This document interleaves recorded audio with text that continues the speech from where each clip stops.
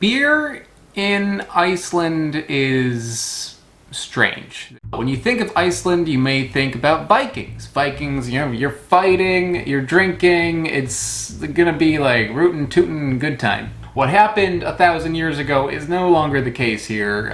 Actually, in 1915, Iceland went totally dry. No alcohol whatsoever. This went on for 7 years. In 1922, the liquor ban was lifted on liquor, but not beer.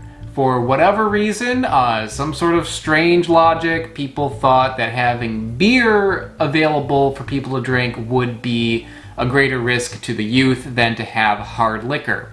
Alcohol was allowed provided it was like a very high proof, but beer was still outlawed until 1989. Even today, you can't just walk into a supermarket and buy a can of beer. You have to go to a special state-run liquor store. Then they're everywhere. They're all throughout the country, and sometimes they're right next to the supermarket. But yeah, you can't get alcohol from the supermarket. And because of that, there is a low and no alcohol thing here. Zero alcohol drinks and low alcohol drinks exist around the world, but it's not common. A lot of times you won't see it. But if you go to a supermarket here in Iceland, you'll see an entire aisle full of different types of non-alcoholic drinks and low alcoholic drinks. I believe the limit is 2.25% alcohol.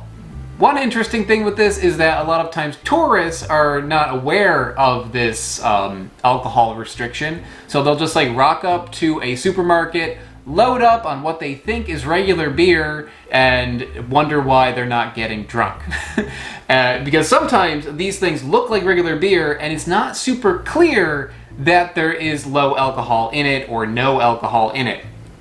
For instance, here is a Pilsner. This looks totally normal, and you look all around it, you cannot see anything on it clearly that says that this has very low alcohol. But if you look here in this fine print over here, it actually says 2.25.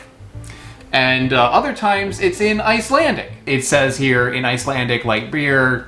It does say it in English on the other side, but somebody who's just kind of like wants to party and is not really paying attention to labels might pick this up, not realizing they're getting very, very low alcohol. Other times there is even lower alcohol, like this one here, which has less than 0.5% alcohol.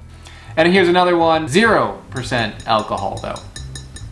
Today I'm going to review these non and low alcoholic beers. However, I should point out that I don't drink. So this is kind of fun for me because I don't know what beer tastes like. I've never had a beer. I think I've had a sip of an Old Duels when I was like 10. I remember not liking it. What does beer taste like to somebody who is 35 years old and has never had a beer? That's what we're really examining here. However, my fiance is actually going to take a sip of all of these too off camera and let you know if this does have any similarity to beer as well. First, I want to start with the zero alcohol beer. My guess is that this is going to taste like a bready, malty, weak soda.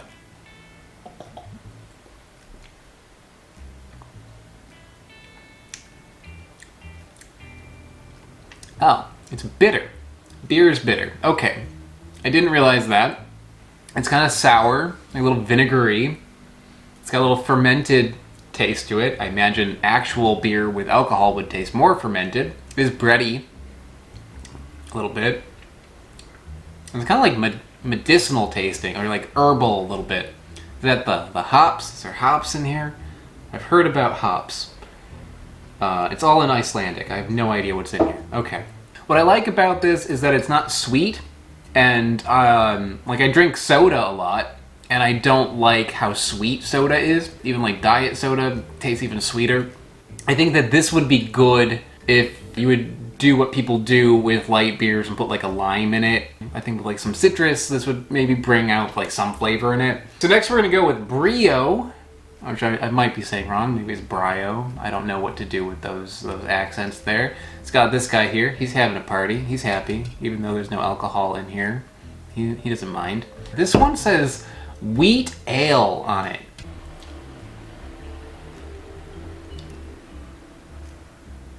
Oh, it's very different. That is really different. It's maybe a little sweeter. It's got a fruity note to it, but it's a little too, it's more bitter. It's got a strong bitterness and a little bit of like a grassy taste to it. I like the flavor of this more. There's like more of like a robustness to it. Like when you drink it, it doesn't taste like watery the same way that this one does. It does have a little bit of alcohol in it. Maybe that is, helping a bit. What I don't like about it is that it's more bitter. It is like twice as bitter as this guy here, but the flavor is nicer. Oh, so next let's try the Pilsner, which is 2.25% alcohol. So things are gonna get nuts in here, guys.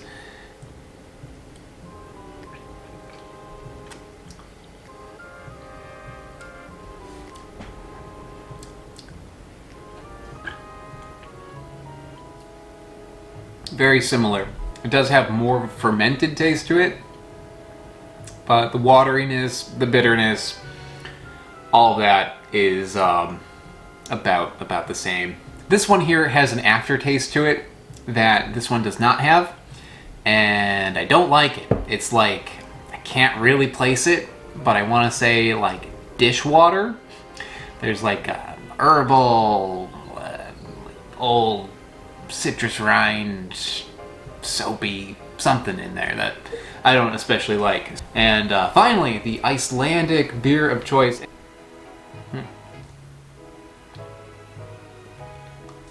It's different, but it reminds me a lot of the Pilsner. It maybe has a bit of a floral taste to it in the beginning, and then it's got a little bitter edge, and then it gets to that weird dishwater flavor at the end. I'm guessing that is a feature in beer that I'm just not used to. So maybe it's something that you like if you drink, or maybe it's because these are like low alcohol. In third place, I would go with these two. I think they're equal as far as I'm concerned. They taste very similar. So not a big fan of these two, but I can see maybe acquiring a taste for that dishwater flavor that I'm not used to. Next, I would go with this guy. Tastes okay. It's the easiest to drink because it doesn't have as much flavor to it. It's pretty mild, which I think if you like beer, you probably don't like this because of that. And my favorite one, I think, is this one. This one, it has the best flavor to it.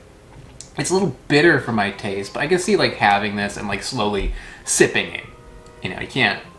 I wouldn't be able to gulp this down, but like taking little sips of it is pretty good. It's got the best flavor. I like that little fruity edge that it has. So that's my assessment. As for an assessment from somebody who actually does drink alcohol, my fiance has taken a sip of all of these and also rated them and gave her opinion. She's not the sort to come on camera, but I will relay the information. In last place, Gulp. And she actually likes the full alcohol one. She's had that while we've been here in Iceland. She liked that one okay. But with the alcohol removed, she is not a fan. So, sorry, Gulp. Next, she went with this one here. Similar sort of thing. It'd be like good, like with something, but on its own, it's very weak. Again, she's had the version of this with alcohol as well, and it tastes similar, but like it's missing something. Then she went with the Pilsner, which she's had the full alcohol Pilsner as well. So this one's pretty close, but again, it's missing something. And her favorite one was the Brio Wheat Ale, which she said tastes like an IPA, which I guess means something. but it's also tastes like it is missing something that an IPA would have. You know what it's missing? It's missing that alcohol. And I think when you take that alcohol out, it's not going to be exactly right, but so that it is satisfying to a degree, at least. And that's interesting because this one actually has a very low alcohol. The two that have the most, these two, doesn't necessarily make them any better because there's alcohol in them. We both chose this one as our favorite, so I think Brio, good job. If you can't drink, this would at least scratch the itch. It's missing something, but like if you really want to have like pizza and beer, but you can't drink beer because like you're pregnant or something, then all of these would at least kind of like give you that feeling. But just drinking it on its own kind of leaves something to be desired. So I think that's a good assessment. You get my assessment of being a confused person who's never had alcohol, and I'd say that all these things taste kind of bitter to me, and I'm not a big fan, but I can see getting used to it. Having these with food makes sense to me. Because if I were to like take a bite of pizza and then drink something that has this kind of sharp edge to it, I wouldn't notice it as much, and I can see kind of getting that vibe going. So I get why people like beer. I still don't plan on drinking beer, but this was really interesting to try. If you do come to Iceland, try some of the non-alcoholic beer. It might not give you everything that you want in a beer, but it is very interesting, and it is a part of their history here. So it's kind of cool to try it. All right, see you next time. Bye-bye. I'd like to give a big shout out to Ann Bells. Ann is a super patron over on patreon.com. Patreon is how I can continue to keep this series going. It's how I can buy all the plane tickets and buy all the fruit and stuff like that. So Ann, thank you so much for the support. To anyone else watching who is interested in learning more about Patreon, I put a link to that in the description below. Thanks so much.